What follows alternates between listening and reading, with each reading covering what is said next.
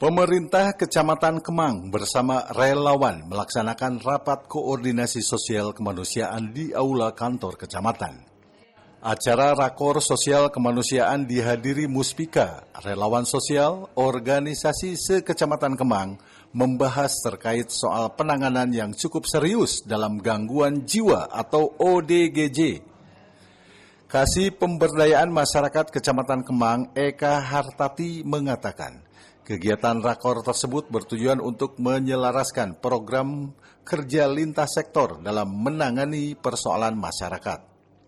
Menurutnya, rakor sosial kemanusiaan ini membahas terkait isu mulai dari anak terlantar, kekerasan dalam rumah tangga, kekerasan terhadap anak, dan penanganan ODGJ.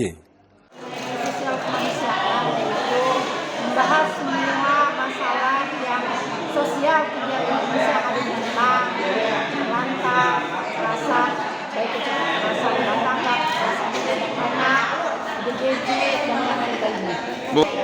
Kita kemanusiaan mengenai ODGJ yang Eka berharap acara rakor tersebut semua pihak bisa bersinergi untuk menangani persoalan sosial di Kecamatan Kemang. Dari Kemang, Kabupaten Bogor, Suhanda Bewok melaporkan.